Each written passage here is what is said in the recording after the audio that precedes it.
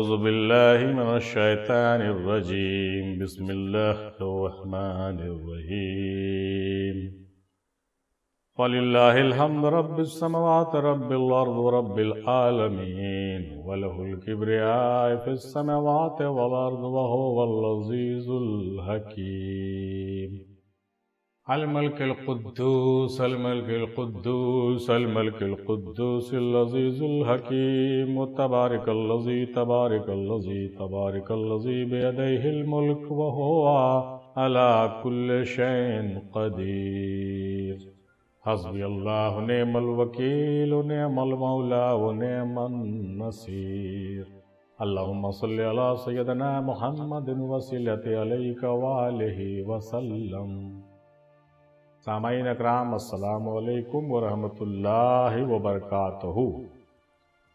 آج سوال و جواب کے سیریز میں آن لائن ڈسکشن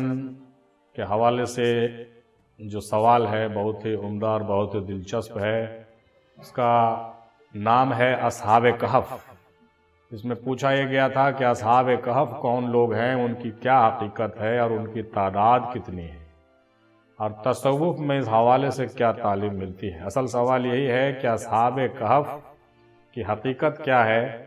اور تصوف میں اس سے ہمیں کیا تعلیم لینی چاہیے، کیا تعلیم اخذ کرنی چاہیے۔ یہ جو ہے بہت ہی عمدہ اور دلچسپ اور بہت ہی معلوماتی سوال ہے پچھلے ہفتے کا، جس کا تجزیہ نامہ پیش کرنے کی سعادت حاصل کر رہے ہیں۔ آئیے آدھا گھنٹے وقت نکال کر کے اس تجزیہ نامہ کو سماعت فرمائیے، بغور سماعت فرمائیے اور اصحاب کہف کی حقیقتوں کو تلاش کیجیے اور اس کو اپنے زندگی میں اتارنے اور اس کو جو ہے اپنے روحانی فائدے کے لیے استعمال کریں۔ اس عنوان کو آئیے وقت نکال کر اس کو دیکھتے ہیں۔ سب سے پہلے یہ جان لیں کہ آج کے اس ٹاپک پر گفتگو کرنے کے لیے ہمارے ساتھ آئے جناب صوفی صادق الرحمن صاحب قبلہ مدعو اللہ العالی پاکستان سے۔ اس کے علاوہ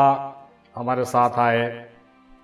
جناب صوفی پیر شاہ محمد انور حسینی صاحب قبلہ مدعو اللہ العالی کلکتہ سے۔ اس کے علاوہ محترمہ عشرت فاطمہ صاحبہ۔ اس کے علاوہ ہمارے ساتھ آئے جناب صوفی پیر شرف الدین ندیمی ابوالعلائی چشتی صاحب قبلہ مدعو اللہ العالی رانچی جھارکھنڈ سے، اور اس کے علاوہ جناب صوفی نور اللہ صاحب مدعو اللہ العالی، ساتھ ہی ساتھ جناب مشتاق ابراہیم صاحب قبلہ مدعو اللہ العالی۔ اس کے علاوہ ساتھ ہی ساتھ ہر بار کی طرح اس بار بھی شریک حال ہیں، شریک فکر ہیں جناب صوفی محمد عدیل احمد قادری صاحب مدعو اللہ العالی پاکستان سے۔ یہ 7 حضرات ہمارے اس ڈسکشن پینل میں ساتھ رہیں گے اور ان کے جوابات پر ہم لوگ آج جرا کریں گے، اور ہر بار کی طرح اس بار بھی تجزیہ نامہ کو تیار کرنے میں جو محنت اور مشقت اور تلخیص نگاری کیا ہے امیر الدین افضلی نے۔ آئیے سماعت فرماتے ہیں اور غور سے ان باتوں کو سمجھنے کی کوشش کرتے ہیں۔ اصحاب کہف کون لوگ ہیں، ان کی کیا حقیقت ہے اور ان کی تعداد کتنی ہے، اور تصوف میں اس سے کیا تعلیم ملتی ہے۔ سب سے پہلے جناب صادق الرحمن صاحب نے بہت ہی عمدہ بات کہی کہ قرآن میں اللہ تعالیٰ فرماتے ہیں کہ اصحاب کہف نوجوانوں کا ایک گروہ تھا جنہوں نے غار میں پناہ لی۔ انہوں نے اپنی دین کی توحید کی حفاظت کے لیے لوگوں سے علیحدگی اختیار کی۔ ان کی تعداد اللہ ہی بہتر جانتا ہے۔ بعض جگہ پر آیا ہے کہ ان کی تعداد 7 تھی اور 8واں ان کا کتا تھا، اور مولا علی علیہ السلام سے روایت میں ان حضرات کے نام بھی بتائے گئے ہیں۔ ان اصحاب کہف کے حضرات کے نام کو بھی ملاحظہ فرمائیے۔ نمبر 1 مکسلمینہ، نمبر 2 یملیخا، نمبر 3 مرتونس، نمبر 4 بینونوس، نمبر 5 سارنونوس، نمبر 6 جنوانوس، نمبر 7 کشفی تنونوس، اور 8واں ان کا کتا قطمیر۔ یہ جو حوالہ ہے خزائن العرفان میں درج ہے ان 8 ناموں کو، اس کو آپ دیکھ سکتے ہیں۔ یہ 8 جو ہے اصحاب کہف کے لوگوں کے نام ہیں اور 8واں ان کا کتا ہے۔ تصوف میں اصحاب کہف ایک نمونہ کی طرح ہے کہ انہوں نے اپنے دین کے لیے لوگوں سے علیحدہ ہونا بہتر جانا، اور اللہ تعالیٰ نے ان کو 300 سال تک ان کو خواب میں رکھا، پھر ان کو زندہ کیا۔ 300 سال ان کو سلا دیا گیا، وہ خواب میں رہے، پھر ان کو حیات نو بخشا گیا۔ حضرت شیخ سعدی رحمۃ اللہ علیہ نے فرمایا کہ حضرت نوح علیہ السلام کے بیٹے نے بروں کی صحبت اختیار کی تو اس کی وجہ سے نبوت کا خاندان چھوٹ گیا، اور اصحاب کہف کے کتے نے چند روز نیکوں یعنی اولیاء اللہ لوگوں کی صحبت اختیار کی تو آدمی بن گیا۔ یہ باتیں تو ہم لوگ سنتے ہی رہتے ہیں۔ یہ جناب صادق الرحمن صاحب نے اپنی باتیں پیش فرمائی، اور یہ سارے نام جو ہے انہوں نے اپنے تحقیقات سے خزائن العرفان سے پیش کیا۔ اور تصوف میں اصحاب کہف کا جو مسئلہ ہے وہ ہے کہ ایک نمونہ ہے، ایک آئیڈیالوجی کی طرح اس کو لیا گیا ہے، اور اس میں یہ بات بتائی گئی ہے کہ انہوں نے اپنے دین کے لیے لوگوں سے علیحدگی اختیار کیا ہے، اور یہی تعلیم بھی ملتی ہے کہ اپنے دین کے لیے لوگوں سے علیحدہ ہونا ایک بہتر عمل ہے،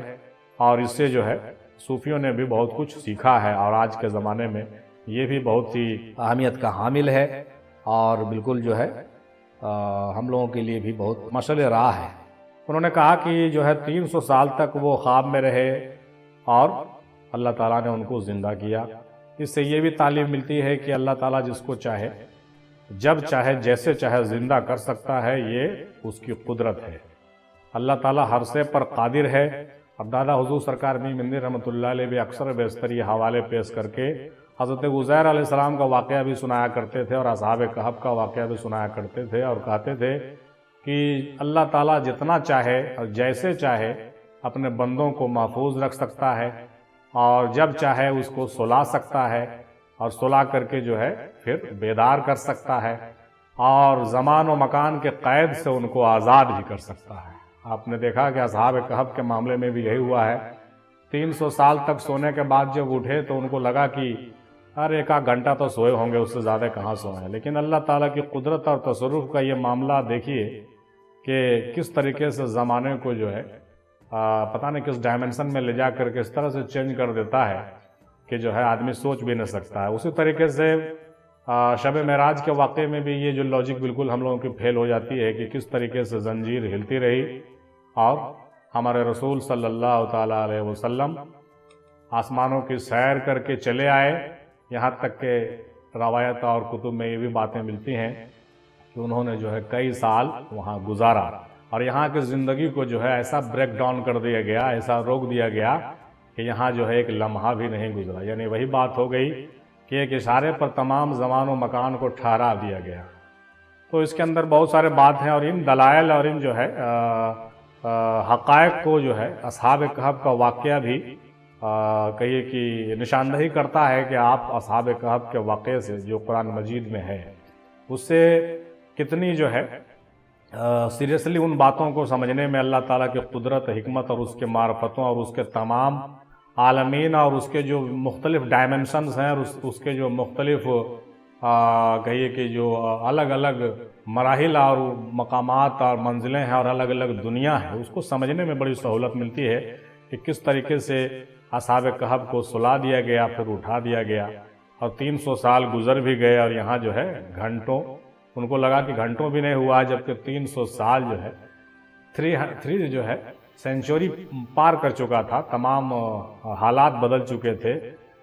بادشاہ وقت بدل چکے تھے، اور جو سکہ سراج الوقت تھا وہ بھی چینج ہو چکا تھا۔ یہ بہت ہی دلچسپ واقعہ ہے۔ اب تو ان چیزوں پر فلمیں بھی بننے لگی ہیں، سیریلز وغیرہ بھی آ رہے ہیں، تو اس سے استفادہ کیا جا سکتا ہے، اور ان معاملات کو سمجھنے میں ہم لوگوں کو مدد مل سکتی ہے۔ تو ابھی جناب صادق الرحمن صاحب کی باتیں ہمارے مختلف تشریحات کے ساتھ آپ سماعت فرما رہے تھے۔ بہت مشکور و ممنون جناب رحمان صاحب کے ہم ہیں۔ اب آگے سنتے ہیں جناب صوفی شاہ محمد انور حسینی صاحب کی باتیں۔ یہ کہتے ہیں کہ اصحاب کہف ولی اللہ میں سے تھے۔ ان زمانے میں ظالم بادشاہ بت پرست تھا، وہ ان کو قتل کرنے کا ارادہ رکھتا تھا، اس لیے ان اصحاب نے اپنی جان کی حفاظت اور ایمان کی سلامتی کے لیے غار میں پوشیدہ ہو گئے۔ ان کے ساتھ ایک کتا بھی تھا جو غار پر پہرے داری کرتا تھا۔ ان کو پروردگار نے نیند میں ڈال دیا۔ وہ تقریباً 309 سال تک سوتے رہے۔ بنا کسی جسمانی غذا کے ان کو غار میں پروردگار نے زندہ رکھا، یعنی کسی بھی طرح کی غذا کی ضرورت نہیں پڑی، لیکن 300 سال کا وقفہ جو ہے یوں ہی ان کا گزر گیا اللہ تعالیٰ کے قدرت و حکمت سے۔ تصوف کے حوالے سے اس کی حقیقت و تعلیم کیا ہے، اس پر ذرا سا غور فرمائیے۔ انہوں نے کہا کہ موتو قبل انتا موت، مرو موت سے پہلے، موتو قبل انتا موت کی ہے یہ جو تعلیم ہے، یعنی ترک وجود اور وجود کے حوالے سے دیکھیں تو ہمارے وجود کی مثال بھی ایک غار کی ہے، اور اس میں 7 لطائف اصحاب کہف کے مثل ہیں۔ ماشاء اللہ سبحان اللہ۔ جناب صوفی پیر شاہ محمد انور حسینی صاحب نے بہت عمدہ بات جو ہے تصوف کا ایک بہت ہی بہترین نقطہ رکھ دیا، اور یہ کہہ دیا کہ وہ معاملہ 7 اصحاب کا اور ایک کتا کا جو ہے وہ 7 لطائف سے اس کو جوڑ کے سمجھنا چاہیے، اور ہمارا وجود جو ہے وہ خود ایک غار ہے، اور 7 لطائف یوں سمجھ لیجیے کہ ہمارا 7 وجود ہے، یعنی 7 جو ہمارے اندر موجود ہیں 7 لطائف وہ 7 وجود کے حامل ہیں، ایک وجود میں 7 وجود، ٹھیک ہے، اور غار ہمارا خود وجود ہے، اور اسی میں جو ہے موت سے پہلے مرنے کی بات ہے، فنا اور بقا کی تعلیم ہے، اور ترک وجود کرنے سے یہ مراحل طے ہوتے ہیں، اور خود کو مٹانے سے اور کہیے کہ جو ہے موتو قبلہ انتا موتو کے مراحل سے گزرنے کے طرف اس سے جو ہے ایک نشاندہی ملتی ہے اور ایک تعلیم ملتی ہے کہ موتو قبلہ انتا موتو کا معاملہ جو ہے اصحاب کہف سے اس طریقے سے، خود دادا حضور سرکار میم ہندی رحمۃ اللہ علیہ بھی اس حوالے سے بہت لمبی لمبی تحریریں پیش کیا کرتے تھے، البتہ وہ تحریریں جو ہے شائع ہونے کے لائق نہیں ہیں، مطلب عام فہم نہیں ہے، لوگوں کے سمجھ سے باہر ہے، لیکن جناب شاہ محمد انور حسینی صاحب نے یہ بات جو کہہ دی ہے، یقیناً یہ اشارے دادا حضور نے بھی اپنے کتب میں اور اپنے بیانات میں کیے ہیں کہ اصحاب کہف کا واقعہ جو ہے یہ غار اور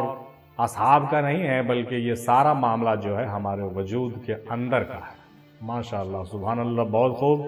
جناب شاہ محمد انور حسینی صاحب، آپ کا بہت مشکور مرکز افضلیہ کے جانب سے۔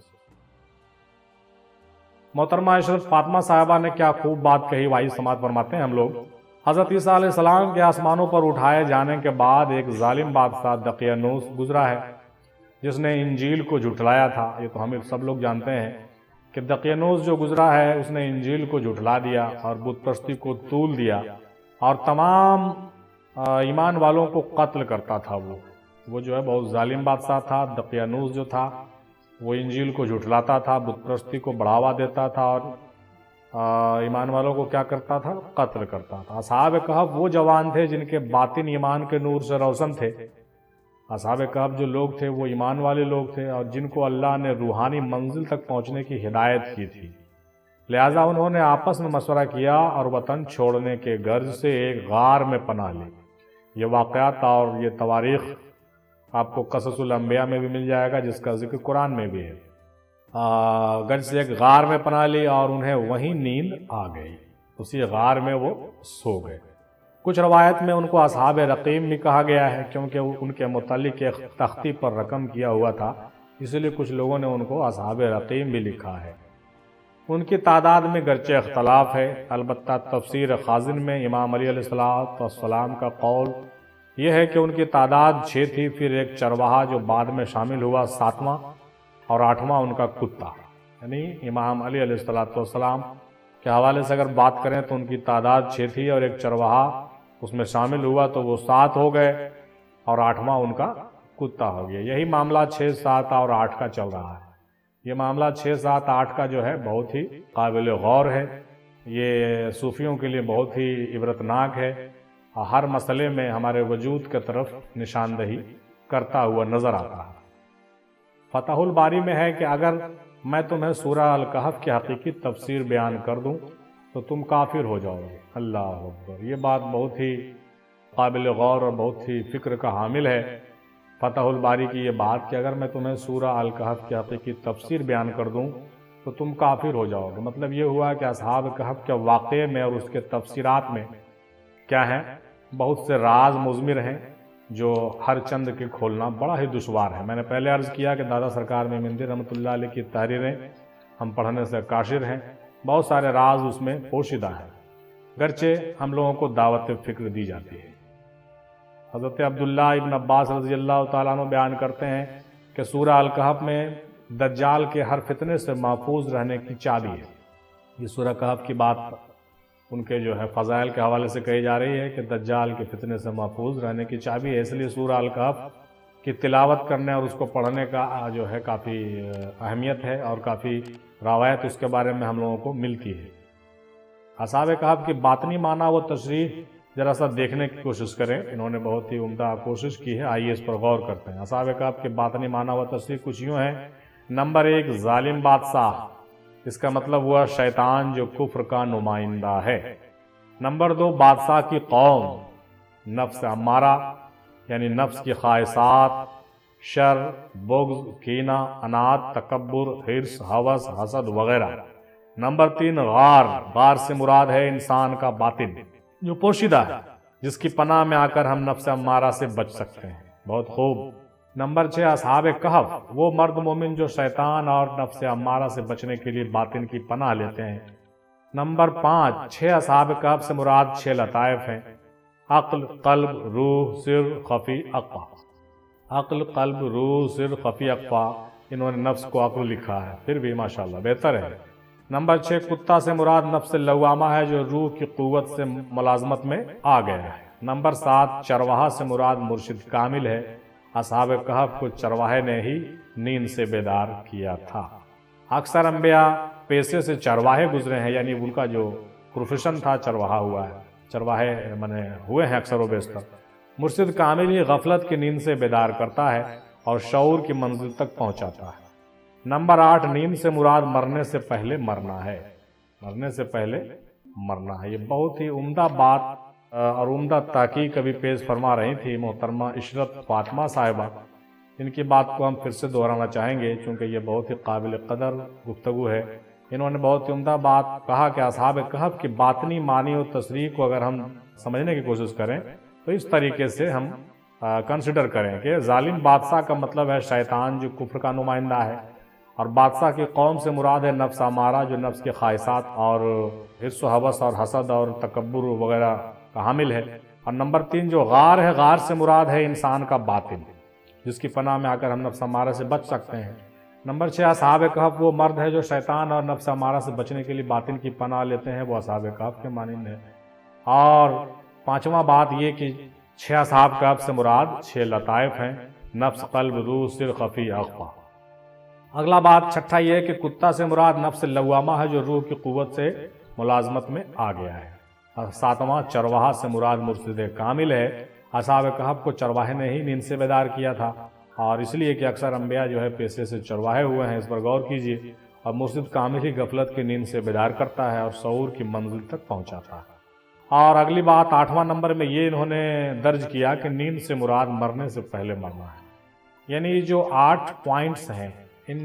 8 پوائنٹوں پر اگر غور کریں تو راز اس میں پوشیدہ ہیں۔ نیند سے بھی کچھ مراد ہے، چرواہے سے بھی مراد ہے، کتا سے بھی مراد ہے، اور اصحاب کہف کے 6 تعداد سے مراد، اور اصحاب کہف کے جو کل ملا کے جو لوگ ہیں 7-8 اس کی بھی تعداد سے بھی کچھ مراد ہے، غار سے بھی مراد ہیں، اور بادشاہ کی قوم کیا ہے یہ بھی سمجھیں، اور ظالم بادشاہ کیا کون ہے یہ بھی پہچانیں۔ کل ملا کر کے اس کے باطنی تشریح ہم نے ابھی دیکھ لیا کہ یہ جو اصحاب کہف ہے یہ مکمل ایک راز ہے، اور راز کا ایک بہت بڑا معاملہ ہے اور ایک مرحلہ ہے جس کو ہر انسان کو طے کرنا ہوتا ہے۔ یوں کہیے کہ ہر مومن کو، ہر سالک کو اس راہ سلوک سے گزرنا پڑتا ہے، اور راہ سلوک کا تعلق اصحاب کہف سے ہے۔ یہ بات تو بالکل واضح سمجھ میں آ گئی۔ آگے انہوں نے لکھا کہ امام علی مقام امام حسین علیہ السلام ابن علی علیہ السلام کے سر انور کو نو کے نیزہ پر چڑھایا گیا تو آپ نے سورہ الکہف کی آیت نمبر 9 کی تلاوت فرمائی اور فرمایا: میری ذات اصحاب کہف اور رقیم سے بھی زیادہ عجیب تر ہے اگر تم حقیقت جانو۔ یعنی اہل بیت اطہار علیہ السلام کی جو ذات گرامی ہے اس کی تعریف و توصیف اور اس کی معرفت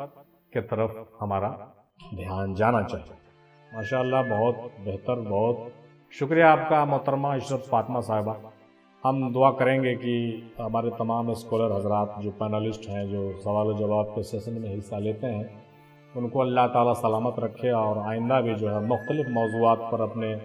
تبصرے اور اپنے تحقیقات اپنے مرشد اور اپنے خانقاہ کے حوالے سے ارسال فرماتے رہیں، تاکہ اس سے ہم لوگ سبھی محظوظ ہوتے رہیں اور یہ صدقہ جاریہ قیامت تک قائم و دائم رہے، اور ہم لوگ آخرت میں اس سے مالا مال ہوں اور اس کا جو ہے ثواب ہم لوگوں کو ملے۔ آمین۔ اگلے جناب صوفی شرف الدین ندیمی ابوالعلاء صاحب کی گفتگو کا جو تلخیص ہے وہ یہ ہے کہ اصحاب کہف کے واقعے سے یہ تعلیم ملتی ہے کہ اولیاء اللہ کی صحبت کی کتنی اہمیت۔ جب ایک کتا ان کی صحبت میں رہ کر جنتی بن سکتا ہے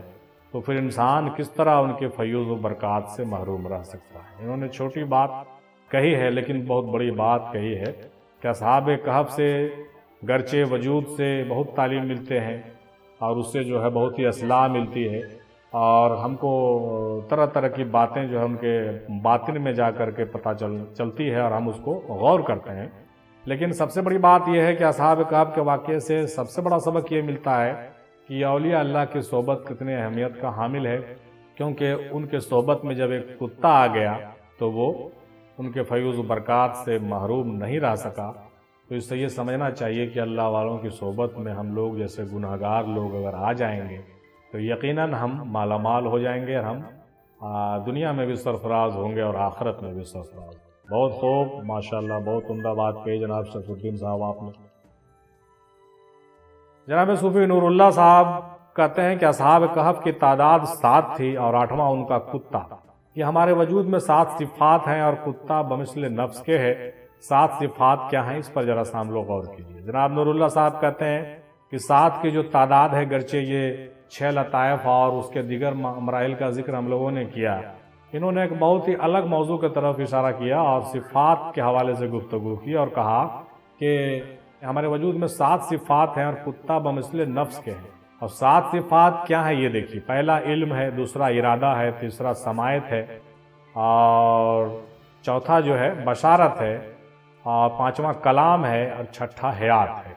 پہلا علم ہے، تعلیم ہے، ارادہ ہے، تیسرا جو ہے سننا سماعت ہے، چوتھا بصارت یعنی دیکھنا ہے، اور 5واں کلام کرنا یعنی بولنا ہے، اور 6واں حیات یعنی زندگی ہے، یا یوں سمجھ لیں کہ سانس لینا ہے، ہماری زندگی۔ یہ 6 جو ہے صفات ہیں، یہ بہت قابل غور ہیں۔ یہ ان 6 معاملوں کے جانب بھی اصحاب کہف کے جو تعداد ہیں اس طرف اشارہ ہے، اور ہم کو ان چیزوں پر بھی غور کرنا چاہیے تاکہ وجود کے اندر کے حقائق ہم سمجھ سکیں، کیونکہ ہم نے پہلے بھی ذکر کیا اور ہم لوگ ملاحظہ فرماتے رہتے ہیں کہ ہمارا وجود جو ہے، ہمارا وجود کل کائنات کا ایک جو ہے مجموعہ ہے۔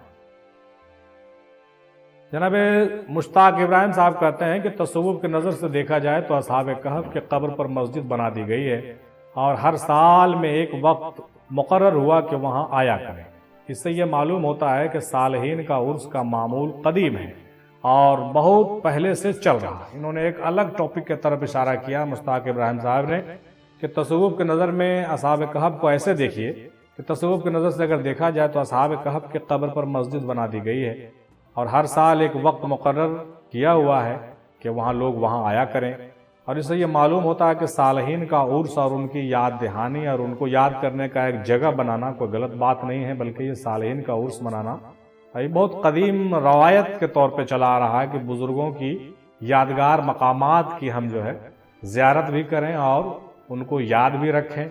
اور وہاں پر حاضر بھی ہوں، زیارت سے جو ہے شرف باریابی حاصل کریں اور سرفراز ہوں، ان کے فیوز و برکات سے ہم مالا مال ہوں۔ تو اس طریقے سے ہم یہ سمجھتے ہیں کل ملا کر کے کہ تصوف کے نظر میں اصحاب کہف بہت ہی اہمیت کا حامل ہے، اور اس سے بہت سارے باتیں ہم لوگوں کو سیکھنے اور سمجھنے کو ملتی ہیں، اور بہت سے نئے نئے نقطے جو ہے سوچنے سمجھنے سے پتہ چلتے ہیں کہ اصحاب کہف کے معاملے میں بہت ساری ہمارے لیے علم کا خزانہ ہے، علم کی باتیں چھپی ہوئی، اس کو ہم لوگوں کو سمجھنا چاہیے۔ جناب مشتاق ابراہیم صاحب اور جناب نور اللہ صاحب، آپ لوگوں کا بھی بہت بہت شکریہ۔ جناب صوفی عدیل احمد قادری صاحب نے کہا کہ شریعت کے مطابق بیان مختلف ترجمے اور تفسیر سے مل جائیں گے، البتہ طریقت کے اعتبار سے ایک جہت دیکھیے، وہ یہ ہے کہ اللہ کے نیک بندے جو اس وقت فنا ہو چکے تھے انہوں نے غار میں مراقبہ کیا، یعنی اللہ کے کچھ مقبول بندے انہوں نے غار میں مراقبہ کیا اور بے خود ہو گئے، حتیٰ کہ اس حالت میں ان کو نہ جانے کتنے زمانے گزر گئے، یعنی وہ اس قدر محو تجلیات ذات ہو گئے تھے کہ ان کو کچھ ہوش نہ رہا۔ کتے کو صبر تحمل سے تشبیہ دی جاتی ہے، تو صبر تحمل لے کر اپنے آپ میں محو ہو جانا حتیٰ کہ زمانہ گزر جائے، یہ عروج اور کمال ہے۔ حتیٰ کہ زمانہ گزر جائے یہ عروج اور کمال ہے، یعنی یہ عمدہ بات ہے کہ قرآن شریف میں جہاں ان کا ذکر آیا ہے وہاں روحانیت اور تصوف کے اعتبار سے دیکھیں تو سورج کا ذکر بھی آیا ہے کہ سورج کس کس پوزیشن پر رہتا ہے۔ غور کیجئے کہ کیا یہ سورج جو ظاہری ہے وہی تھا یا کچھ اور تھا؟ جس سورج کا ذکر قرآن میں آ رہا ہے یہ کس سورج کی بات ہو رہی ہے صاحب؟ یہ صوفیوں کی جماعت اس پر بھی کنسیڈر کریں، اور صوفیہ اکرام اولیاء اکرام اس بات پر بھی دھیان دینا چاہیے اور دیتے ہیں، اور ان کی یہ فطرت ہے کہ قرآن مجید میں جن باتوں کا ذکر آتا ہے ان کی کتنی جہتیں ہیں، کس حساب سے اور کتنے طریقے سے بات کی جا رہی ہے اور کتنے معنی اس سے نکالے جا سکتے ہیں۔ سناتن دھرم میں بہت سے سادھو ایسے گزرے ہیں جنہوں نے سمادھی لی اور قبر میں مدفون ہو گئے، اور کوئی 100 سال کے بعد تو کوئی 500 سال کے بعد اس میں سے زندہ باہر آ گیا۔ یہ کیا ہے؟ اس کی تفسیر ڈیٹیل بالکل ہی ناممکن ہے، یہ بالکل ناممکن سی بات ہے۔ سناتن کے مطابق جب کوئی سادھو پرمہنس مقام پر پہنچ جاتا ہے تو اس کی مرضی ہوتی ہے کہ وہ وہاں سے واپس آئے یا نہ آئے، آ جائے تو اس کا فیض بہت ہوتا ہے اور وہ سالک مست کہلاتا ہے، نہ آئے تو وہ مجذوب ہوتا ہے اور اس کا فیض کم ہوتا ہے۔ انہوں نے بہت ہی عمدہ طریقے سے ہندو سناتن جو عقائد ہیں اس کے حوالے سے بھی گفتگو کی ہے، اور پہلے بھی مختلف موضوعات پر یہ مختلف جہتوں سے بات کرتے ہیں، چونکہ یہ علمی اعتبار سے مختلف مذاہب اور تقابل ادیان جو ہے اس کا ایک بہت ہی ڈیپ اسٹڈی رکھتے ہیں، ڈیپ ریسرچ ان کے پاس ہے، ماشاءاللہ سبحان اللہ۔ اللہ تعالیٰ جو ہے ان کو تمام معاملات دینی دنیاوی معاملات سے سرفراز فرماوے اور آخرت بخیر ہو، اور ہم سبوں کو بھی آخرت بخیر ہو۔ بہتر تجویز اور بہتر جو ریسرچ ہے وہ پیش کرتے ہیں، ان کا بہت مشکور و ممنون ہم لوگ ہیں، ماشاءاللہ عمدہ بات انہوں نے پیش کی ہے۔ لیکن ہم چاہیں گے کہ ان کی بات کو پھر سے ایک بار آپ کے سامنے رکھ دیں۔ بہت ہی عمدہ بات انہوں نے کہی تھی،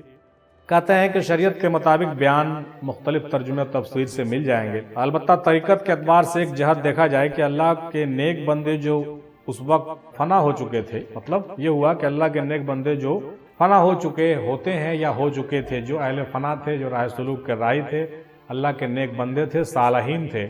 انہوں نے کیا کیا کہ غار میں مراقبہ کیا اور بے خود ہو گئے۔ یعنی غار میں مراقبہ کرنا اور بے خود ہونا ایک کیفیت ہے، ایک بہت ہی اہم اہمیت کا حامل ہے، حتیٰ کہ اس حالت میں ان کو نہ جانے کتنے زمانے گزر گئے، یعنی وہ اس قدر محو تجلیات ذات ہو گئے تھے کہ ان کو کچھ ہوش نہ رہا، یعنی اللہ کے تجلیوں میں وہ ایسے گم ہو گئے کہ زمان و مکان سے باہر نکل گئے۔ یہ بات غور کرنے کے لائق ہے۔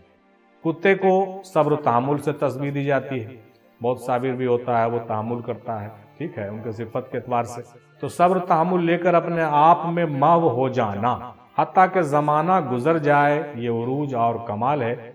یہ بہت عمدہ بات انہوں نے پیش کیا ہے، اور یہ بہتر تعلیم ہے ہم لوگوں کے لیے کہ جو اس راہ میں گم ہیں، اس راہ میں چلتے ہیں، ان کے لیے بہتر فکر ہے کہ ہم صبر و تحمل اختیار کریں اور تجلیات الہی میں گم ہو جائیں، محو ہو جائیں۔ ماشاءاللہ سبحان اللہ۔ آگے یہ کہتے ہیں کہ قرآن شریف میں جہاں ان کا ذکر آیا وہاں روحانیت اور تصوف کے اعتبار سے اگر ہم دیکھیں تو سورج کا بھی ذکر آتا ہے، اور لیکن مسئلہ یہ ہے کہ کس سورج کی بات یہاں پر ہو رہی ہے، یہ غور کرنے کی بات ہے، اور سورج کس کس پوزیشن پر رہتا ہے یہ بھی چرچا ہوا ہے۔ اس میں غور کرنا یہی ہے کہ کیا جو یہ سورج جو ظاہر ہے یا وہ سورج جو کچھ اور ہے، مطلب کس سورج کی بات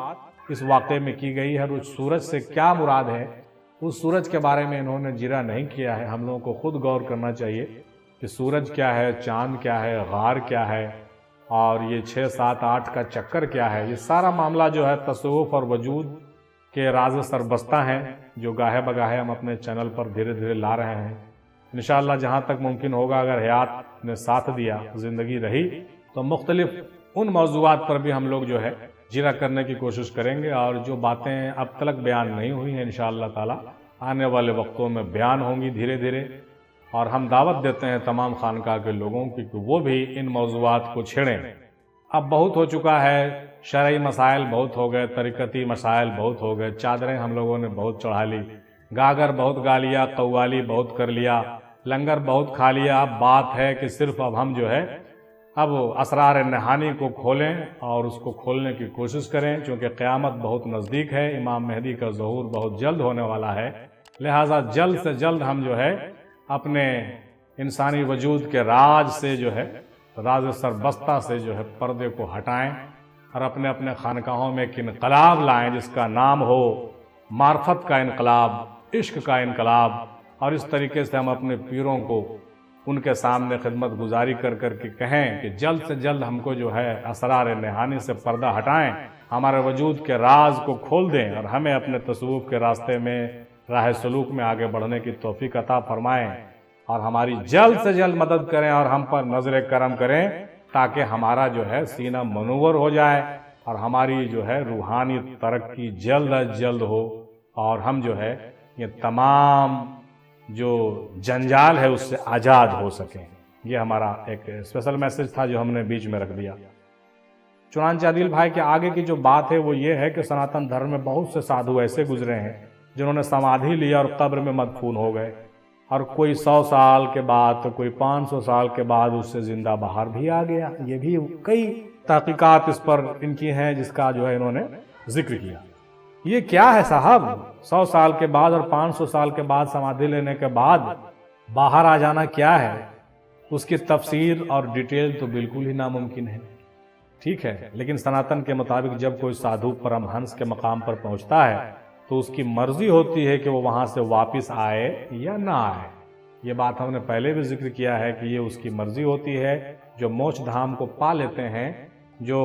نجات دہندہ ہو جاتے ہیں، جو تمام منازل سے سبکدوش ہو جاتے ہیں